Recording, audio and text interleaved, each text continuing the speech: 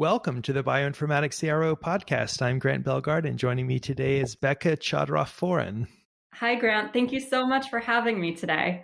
Thank you for coming on. So Becca is the head of R&D at WisdomPanel, a pet tech company focused on pet genetics. Really looking forward to hearing about WisdomPanel.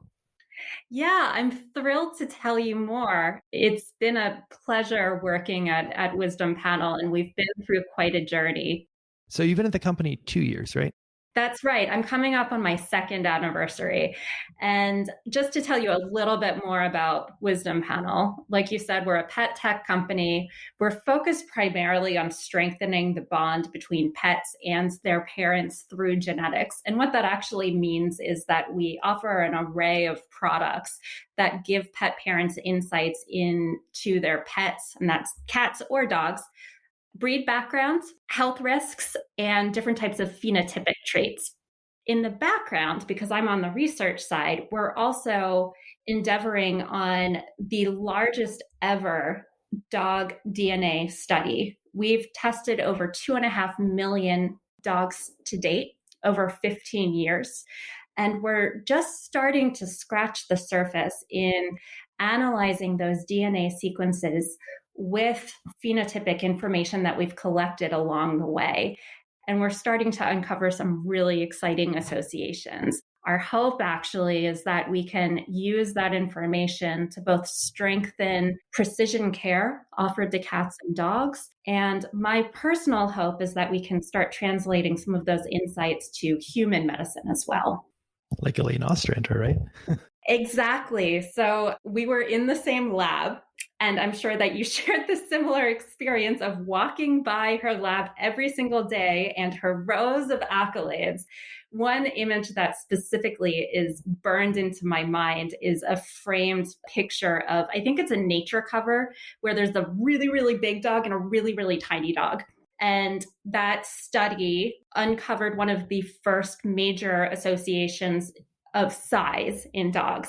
The gene was IGF-1, and what Elaine Ostrander found is that a mutation in that one gene was responsible for a significant amount of the size variation in dogs. It also laid a lot of the groundwork for why dogs are such an important model in genetic research. Taking size as an example, in humans, there are probably hundreds of single nucleotide polymorphisms that are responsible for the differences in size.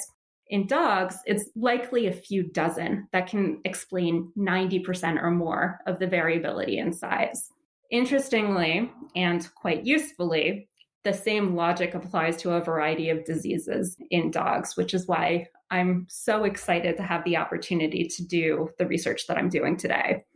How much work do you do in kind of linking that back to what we see in human genetics or mouse genetics efforts? Do you see any similarities in genetic architecture?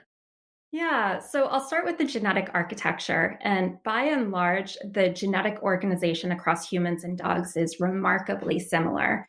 We share 86% of our genomes with dogs. The genes are in the same order.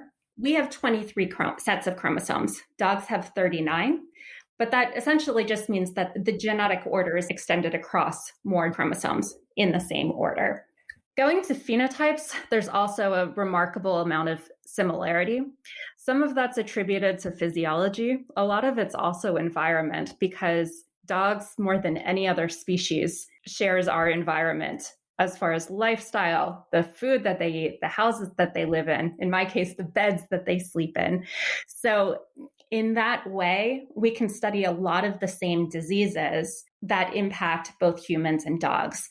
There have been some discoveries in autoimmune disorders, cancer, neurologic disorders in dogs that have helped us elucidate the underlying mechanisms in human diseases, and vice versa. So it's more of an interplay as opposed to taking one and then shifting over to the other. And how about dog evolutionary genetics, right? So if you look at recent selection events in humans and so on, you see prolonged tolerance for lactose and things like this.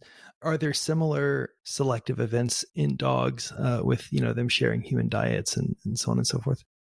There are, and I'll start first by giving a bigger picture of dog evolutionary biology because it's unique They've been subject to both natural selection and a host of artificial selection events. At this point, they're one of the most diverse species on the planet, ranging in size from 2 pounds to over 200. They have different behaviors. They have vastly different phenotypes. And a lot of that diversity has just emerged over the past 150 years. That's also the case when you look at nutrition. So you'll find that different breeds require different types of nutrients. And we're really just starting to understand in molecular detail what those requirements are. There are certain disorders, for example, hyperuricosuria, in which certain minerals are not processed quite as well. And the list goes on. Dogs have allergies just like we do. They have preferences for different types of food, and we believe that a lot of that is associated with genetics. What kinds of phenotypes are you looking at? Are you looking at behavioral phenotypes above and beyond just breed level differences? How do you kind of gather that data objectively, right? Because if you ask pet owners, I'm sure you could get very different answers from different owners of essentially the same dog. You're exactly right, which is one of the reasons why there have been an array of standardized surveys developed over time that ask questions in a sneaky way. So as opposed to asking, is your dog excitable? We can ask a series of questions about whether your dog barks when there's a visitor, whether they jump up and down when you shake a treat bag, and so on and so forth. As far as your initial question, we're looking at a full range of phenotypes. We have the privilege of being partnered with Banfield Veterinary Hospitals, which has vet clinics across the country. And they've offered our genetic test to hundreds of thousands of puppies. We can take those genetic results and associate them with their medical records. We're just now starting to link the genetic data with the clinical data. And try to find associations between various disorders. We started the study back in 2019, and we enrolled puppies. These puppies are now at most 2 years old. So most of them are just starting their lives. There haven't been that many disorders, but we anticipate that over time we'll get more and more data so that we can understand the etiology of a variety of diseases.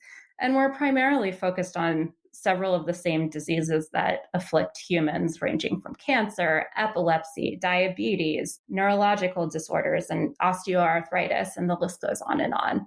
So that sounds like an incredible data set. What are the long-term plans for that? There are multiple. So the first is actually the medical data gives us a small window into the dog's day-to-day life. We're also in the process of launching a community science platform in which we're going to start surveying pet parents about their dog's daily lives, their health, their behavior, and then we'll combine those massive data sets together and hopefully build out some risk prediction models. One of the goals on the horizon is to start building out risk models for more common disorders so that pet parents can make more informed decisions early on in life. If a dog has a really high risk of a particular cancer, they might choose to engage in additional screenings. If the dog has a risk of osteoarthritis, there might be some recommendations as far as curbing the dog's weight. So there are a variety of opportunities we have short term. In the long term, we're hoping that these insights can be co-opted by veterinary clinics to make care more precise, more personalized or pupsilized, whatever you want to call it. And we hope that our insights will help veterinarians make more informed decisions about what types of treatments are given to dogs or what types of wellness protocols are offered to dogs. And finally, as I alluded to earlier, we're hopeful that some of these insights will be translated to human medicine and that on both the human side and the veterinary side, some of these insights could lead to additional discoveries in therapeutics. So we have a career-changed service dog. It's the nice euphemism for a flunky from service dog school. And obviously it is, quite expensive to have a dog sent out of service dog school a year and a half or 2 years in. Do you think there are still variants to be found and so on that could be used as part of the screening process for service dog training, for example, where they can say, this dog would be better as a pet versus we're going to spend tens of thousands of dollars training this dog to be a working dog. Absolutely. We've been in contact with a variety of service dog organizations to help build out screening paradigms so that they can identify dogs that are more likely to go through their training programs, which can be thousands of dollars and a lot of resource for each one. So if they're able to more effectively identify, as you say, the flunkies versus those that will be successful, it's a lot of time and money spent. So I'm aware of a few programs that are in action right now, and we're hoping to kick off many others. Can you comment on LD structure in dogs, right? I mean, my understanding, which could be wrong, is the LD blocks that are sometimes a bit larger and so on. How does that impact fine mapping? With a database of millions of dogs, are you kind of getting around these issues? Yeah, so I think it depends, or the general answer is the LD blocks are much larger.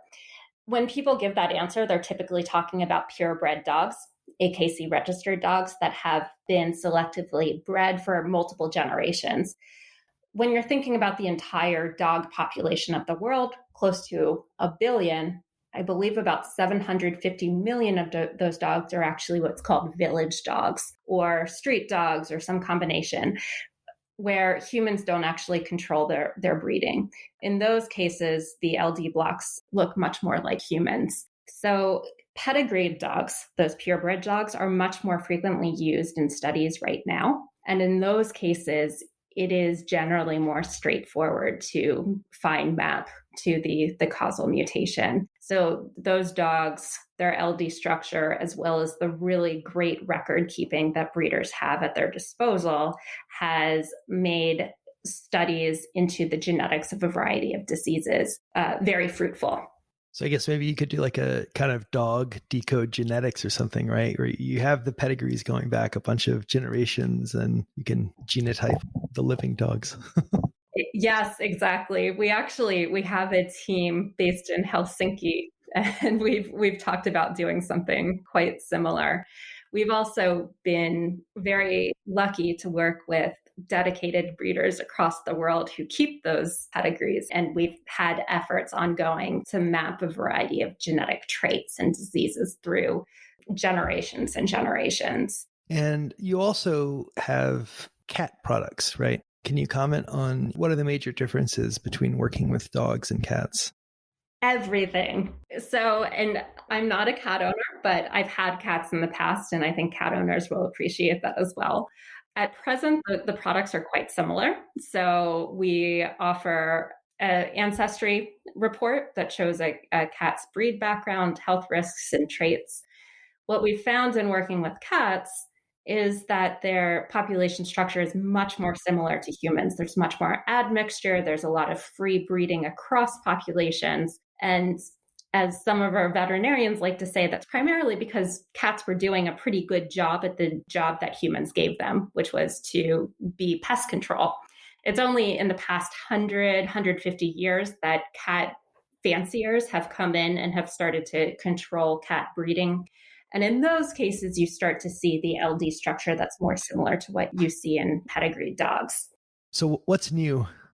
A lot, actually. We are super excited to announce that we've recently launched a brand new breed detection system. And we're happy to say that we're now the most accurate breed detection system available anywhere on the market. And this was a huge effort on our side. So we pretty much started from scratch 2 years ago.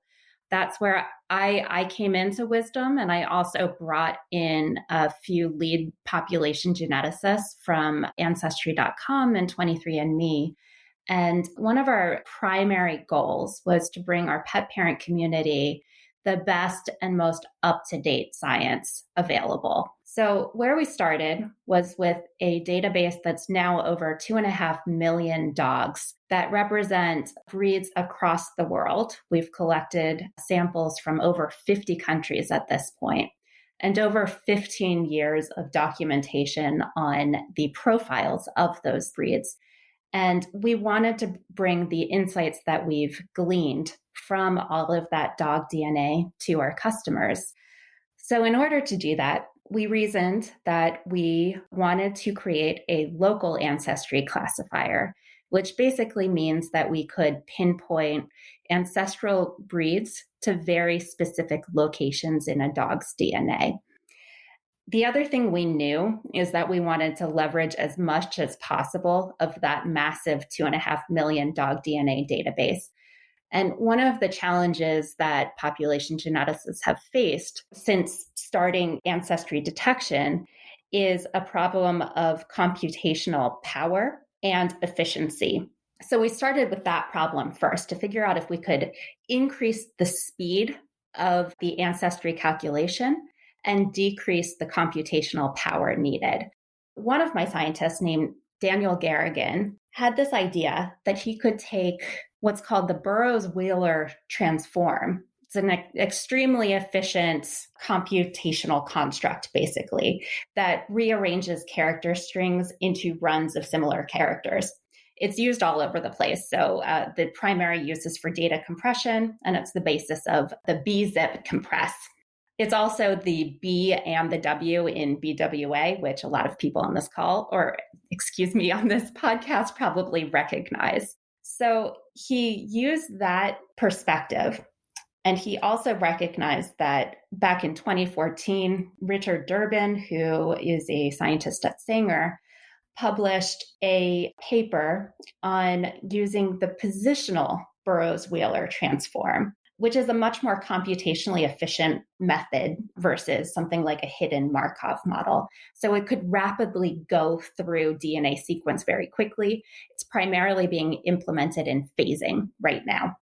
And finally, he thought he could apply the positional Burroughs-Wheeler transform to the Lee and Stevens chromosome painting model. The chromosome painting model is, if you can imagine, a map of chromosomes and colors distinguishing the most likely ancestral population in specific chromosome regions. So he proposed to apply the Burroughs-Wheeler method to approximate the Lee and Stevens chromosome painting. And what he was able to accomplish is a much, much more efficient way to index thousands and thousands of reference samples and assign them to their closest match with a test DNA sample. So what we've established is a new way of processing lots of data very quickly. And what that's allowed us to do is to create the largest dog reference panel available and the most accurate way to predict a dog's breed background. We're really excited, as I mentioned, and this product is now available through WisdomPanel.com, in addition to cat DNA testing. They happen to be on sale now. So it's a really great opportunity to experience the new science that we're bringing to our customers.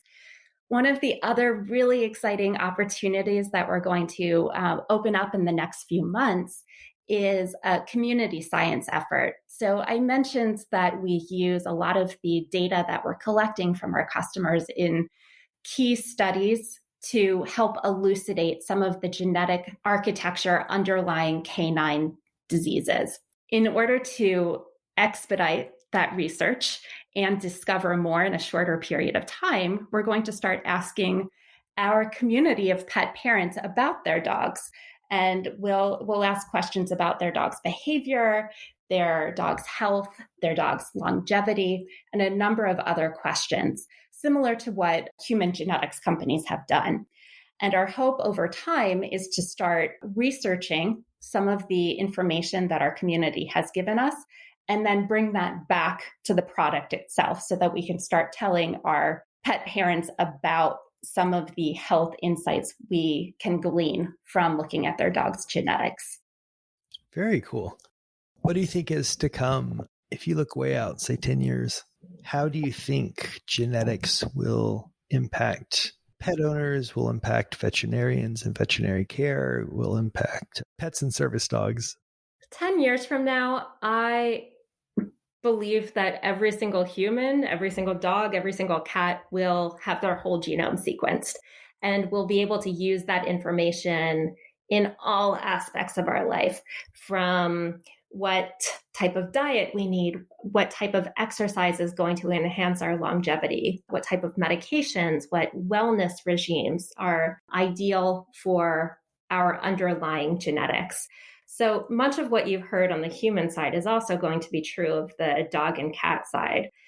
We've seen over the past 2 decades or so that dogs and cats have evolved from a possession to an actual member of the family. And what's also happened during that period of time is that people and pet parents are expecting the same level of medical care for their pets as themselves. So now there's a tremendous focus in bringing precision veterinary medicine up to the same level as human medicine. So we've seen the market pay much more attention to this. Pharmaceutical companies focus much more on veterinary pharmaceutical pipelines that resemble human pipelines. And my belief is that that's going to continue over time, so that the same types of genetic technologies that humans are going to start using on a day-to-day basis will also be applied to their furry family members. Do you think there could be a pet to patient pipeline, treat aging in dogs and then take those learnings over to people? Well, that is exactly what Danielle Promislo and Katie Creevy are hoping. They recently launched the dog aging study. I think it was about a year and a half ago, and it's been very successful. It's NIH funded. And their general position is that, as I've said before, dogs in a lot of ways are sentinels for the human life, and that they can be examined on a much more condensed timescale. So human life average 70 years, dog average life 10 to 12 years. They can collect a lot of information about dog longevity over that period of 10 to 12 years, and then hopefully translate those insights into applications for both humans and dogs. To date, there have been a lot of interesting observations. One that we've known for years is that small dogs tend to live longer than large dogs. Why is that? We have some hypotheses. It'll be nice to test them further. Are there exceptions to those hypotheses? Are there certain genetic signaling pathways that are underlying longevity or shorter life? And then can we reverse some of those pathways and actually extend lives in dogs? And then finally, the big question is, can we also identify similar pathways in humans and thus extend human life as well? I wonder if you could kind of bootstrap your way into it, right? You get a revenue stream going in dogs and then use that to fund the human work. Earlier, while you were talking, I was hearing K9 in the background. Can you tell us about your dog or dogs? So Peanut, yes, I actually brought up Peanut during my job interview. I think it's the only time that I've ever brought up my dog during a job interview. Peanut is 6 years old and is a pretty funky looking dog. So we never really knew what she was. I tested her, I think my first couple of weeks on the job. When we bought her, she was supposed to be half Shih Tzu, half Bichon. For those that are familiar with what those dogs look like, each of them have what are called furnishings. So they have like furry eyebrows and a furry mustache. And Peanut has a naked face. So she looks more like a long-haired Chihuahua. So that's always what I thought she was. And then I did the genetic testing, and lo and behold, she actually is a Shih Tzu and a Bichon, but she carries this unusual trait for both of those breeds in that she has a naked face. She doesn't have furnishing. And for a while, when we had the old breed detection system, we didn't have resolution into breeds on particular chromosomes. It was a different approach to hone in on the breed background. This new approach is based on local ancestry, which means that we can map breeds to specific positions in the chromosomes. So I got Peanut's full genetic map, and really interesting, on chromosome 13, on the top tip, she had 2 different colors. And those colors also mapped to the furnishing gene. So it turns out that on that little tip of chromosome, her breed is actually Japanese chin. So somewhere along the line, there was a Japanese chin or there was an unusual line that introduced this unusual phenotype. So I have to say it was pretty fun to learn about her background and understand more of her behaviors and the reason why she sheds. And it really did help me connect more with our little peanut. So that was a lot of fun. That's pretty cool. So is Wisdom planning to, or do you maybe already have narratives like you get with direct consumer human genetics companies, where you have big explainers for things and you can kind of take someone through a little bit of a journey through the ancestry of their dog?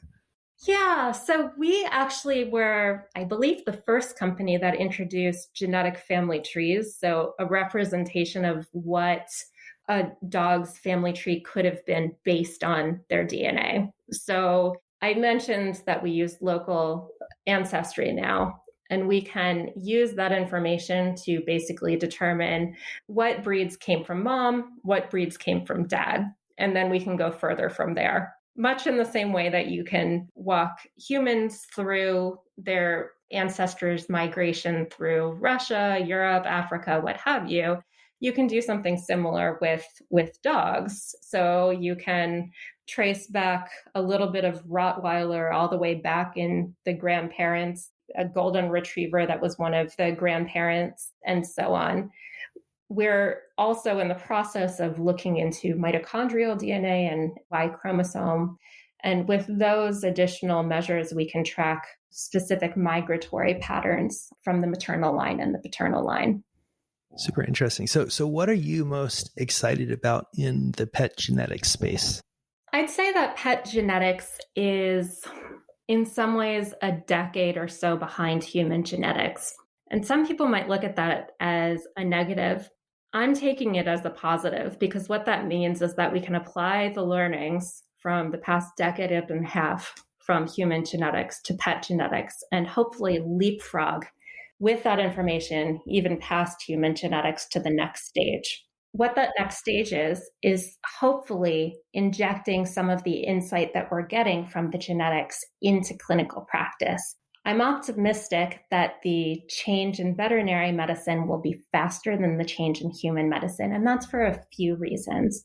The primary one is that the regulation is different, and in veterinary medicine, it can be faster. A key example here is drug development. Instead of going through animal models and then eventually graduating to clinical trials, you can test the drug in the subject animal at the beginning. That does have an elevated level of risk, but it also means that drug development can go a lot faster. At the same time, there are different types of regulation as far as devices and clinical decision support tools, where we have some more opportunity to work directly with practitioners to observe how these tools are impacting clinical decisions going forward. So I'm hopeful that in 10 years, genetics is going to be one of the key elements in the toolbox for veterinarians and vet techs and will be leveraged just as much as the standard blood panel that's used today. Vet schools better get ready, yeah? That is certainly something that's top of mind for a lot of vet schools now. There are just a handful of vet schools that have geneticists on the team. And I think that we've spoken to several that are interested in incorporating more genetics education into their fundamental program, similar to medical schools. Very cool. So let's talk about you. Where did you grow up? What were you interested in as a kid? So I grew up in Delaware. I was born in Philly, and then I moved out to Delaware shortly after. And I was a pretty quiet, nerdy kid. I don't think I really realized that I had an affinity for school until 7th or 8th grade. And then I started to bring home good report cards and I got attention from my parents. And I realized, oh, this is kind of fun. So I kept on going that direction. In high school, I'll say that I was a legitimate nerd. I remember I was in this AP biology class and we started talking about evolution. And I brought in a book that I had just been casually reading at home about the origin of humans. I mean, what 14-year-old reads about that stuff? So surprisingly, I didn't have a date to prom. But I think that interest eventually evolved. I did in college develop social skills, or maybe I just found a whole bunch of other nerds to hang out with who appreciated my nerdiness. So, Yeah, you go to the right college, you're no longer weird. right, exactly. So I went to college, I went to Penn, and I majored in anthropology. And I had no idea what I wanted to do. I tried out everything. I thought about being a doctor. I thought about being a lawyer. I thought about just not doing anything, being a consultant, which I think is what people do when they can't decide what they want to do. So the whole thing. Anthropology was always had a string through my entire career trajectory because I was truly interested in human evolutionary biology, the origin of consciousness, migration through various continents. And that seed continued to go through grad school. I did eventually decide to go to grad school. And I think part of that was thanks to some amazing mentors that I had as an undergraduate who encouraged me to stay curious and interested and just enjoy graduate school and then figure out what would happen. So I ended up in the NIH Oxford program, like you as well, Grant. And I did a PhD with Eric Green at the NIH in the Genome Institute and Zoltan Molnar at Oxford. Shout out to Zoltan. You're probably listening to this. You need to come on the podcast. So I'll say hi to Zoltan too, and I hope that you come on right after me and correct everything that I'm saying, or hopefully not correct everything that I'm saying. So, and I have to say that at the beginning, the connection between Eric and Zoltan was almost incidental. So Eric is one of the pioneers in genome technology and sequencing, and had built a lab around comparative genome sequencing. Zoltan focused on neuroanatomy and development, which seemed like two completely different areas. The way that they were the same is that they were both using a variety of organisms across reptiles, birds, mammals, fish. There may have been some amoeba work in Eric's lab, but the whole gamut. What I thought is that, hey, maybe we can apply these really high-tech genomic sequencing technologies to neuro and anatomical fundamentals and figure out whether we can identify some key pathways that are conserved across very distantly related species. In the end, we settled on an investigation of a variety of long non-coding RNA genes. And I can still rattle off their sequence of letters and numbers that don't make sense to anyone else. So I should credit Chris Ponting for first identifying these long non-coding RNAs and claiming their functionality, and Yasmina Ponjavec for doing some of the initial computational analysis to expose the exquisite conservation of these genes, which was really striking. They look just like protein coding genes with a few exceptions.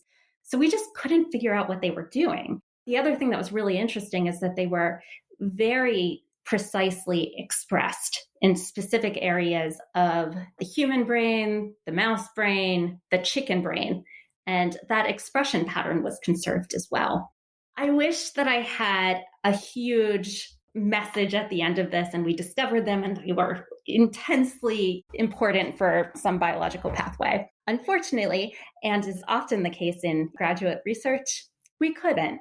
We still believe that they are likely involved in regulatory processes. I actually haven't looked at them for a while, so I don't know if there have been further studies on them. I actually made a knockout mouse for one who didn't have a phenotype, which was quite disappointing. But I think it certainly gave me a lot of tools that I've used through my professional life. And what I tell my team over and over is how important failure is. It sucks in the moment, but it makes you stronger and it makes you more creative and it makes you more intuitive and it forces you to think in different ways and think about how you can not fail the next time or just fail better or faster so you can move on to the next thing. And I think that skill in and of itself has been so critical to my success in startups and now at WisdomPanel in product development in particular. I think one of the mantras is to fail fast so that you can move on. And that's certainly something that I think PhDs do very well. So how did you get into biotech? I had, for a number of years, had a curiosity in biotech. And I think that started mostly during my time at the Genome Institute, because it was so connected with biotech and academia. So it was nice to see the interface between them and the differences. I moved to New York after grad school. I just followed my husband there. I was finishing up my PhD. I had just submitted my thesis and I was waiting to defend. So moved over with him and thought, it's New York. I'll find a job. I thought that I wanted to be a professor. So I was looking for a postdoc in the area. And I did find a quite short-lived postdoc at Cornell. It was at a great lab, but I realized very quickly that it wasn't for me.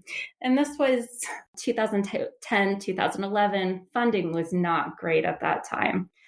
So I worked there for a few months, and I have to say Cornell had a really great professional development program in addition to working directly with postdocs on an academic trajectory. So they hosted a number of career development events, and I attended all of them. One in particular stood out to me, so I went there. I listened to the presentation. It was given by an alum named Pira Ibaim on a new company that was called Cellmatics. At the time, it was 5 or 6 people, and she was talking about stepping across the line from academia to the startup world and how she did it. And I was so inspired by her presentation that I actually just walked up to her right after and I said, I love what you're doing. How can I start?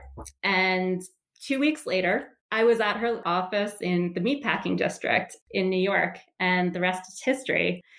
One of the lessons that I laugh thinking about it now, that I've told several of my team afterwards, is how important networking is. And it's something that I hated so much. I hated getting that advice, but it's really the best advice. And through my career, I think that's really how I've navigated. I've figured out where I want to go. It's by talking to people and making connections and maintaining them.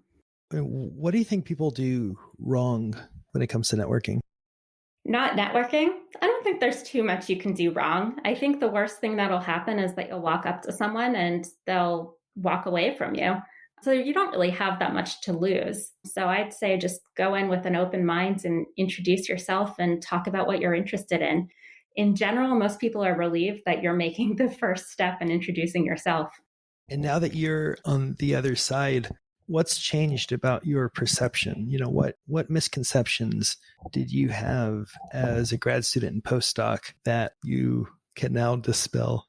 I'll start as a college student because I was so focused on success, and I had a really narrow definition of success. I defined success as getting good grades and being in the good graces of your professor. I hit this realization in grad school that doesn't really matter anymore. It doesn't matter if you got an A or a B or a C or a D.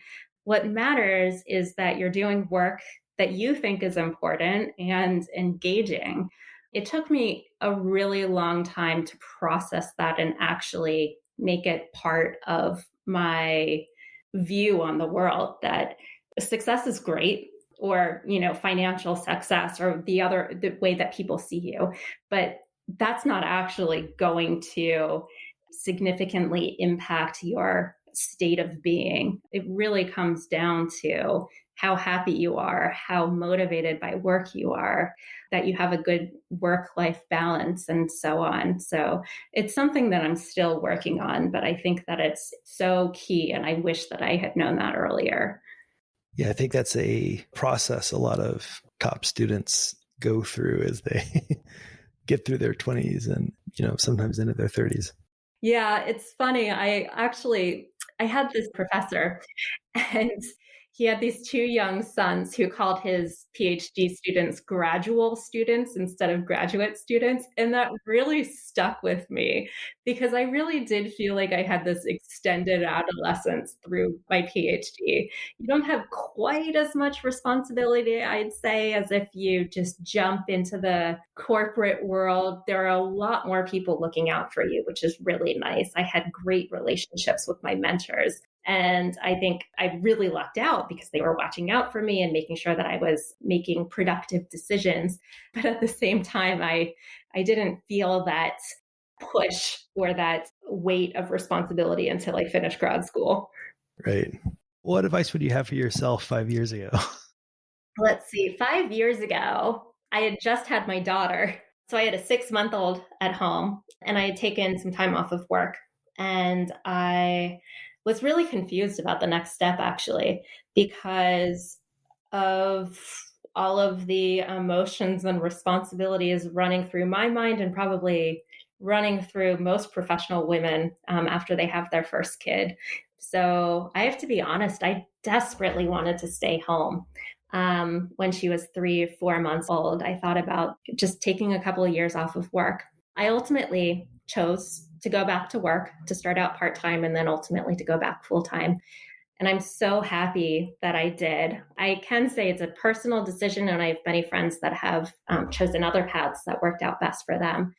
But I think that what I'd probably tell myself from 5 years ago is that looking now at my colleagues and their different trajectories, you eventually get to the place where you want to be. It might take a couple of years longer if you choose to spend more time at home, but you'll be grateful for the time that you spent at home. Or you can choose to go back to work earlier. Something that helped me later on is a call that I had with one of my mentors, Mark Adams. And it was actually when I was considering switching careers, moving from human fertility, where I had been for a number of years at Cellmatics, to pet genetics, which was pretty drastically different. I was worried that if I took a step away from human genetics, that I wouldn't be able to go back. And what he told me really stuck with me. He just said, maintain your storyline, just make logical steps that continue to build on your experience. If this is going to give you the opportunity to grow as a person, to get more experience in population genetics, to explore something that's more consumer focused, go for it. And then obviously you can bring it back to other areas. So I could also pass that along to my younger self. And how have you found the transition from individual contributor to manager? In a lot of ways, it's like going from a single person to a married person to a person with a family. So it's actually nice that my life followed my career that way. And I was able to apply some of my mom skills to my professional life and backwards. So I think what that means is that you start thinking about people besides yourself. You need to. And I think if you're a good manager, you need to put your team's interests ahead of your own in order to succeed. Otherwise, your team's not going to be functional. So what I try to do every day now is think about how this is going to impact this person, this person, this person before actually making a decision. I'm also much more intentional with my messaging and my explanations. I think that being a manager has helped me grow quite a bit as a person. And as I mentioned, I think it's made me a better mom in some ways. As an individual contributor, I think that there was a bit more freedom to try and fail, but I'll say that might also have been because of the environments where I happened to have very supportive managers that offered me constructive criticism or support at key points that I needed it. And do you have any final words of wisdom for our audience? I think I've found the most success in just pursuing my interests and satisfying my curiosity. And in general, even if things felt uncertain, they usually work themselves out. And what that's given me is the opportunity to have a really interesting career and work with really interesting people. So I hope that I can pass that insight along to my team and my mentees and my kids. I think that's pretty core, right? You'll always be the best at being yourself, right? And at doing what you like to do. And so where you find that intersection with what the world needs and so on, it's a good place to be. For sure. Cool. Thank you so much for joining us. Thanks so much, Grant. It was great catching up.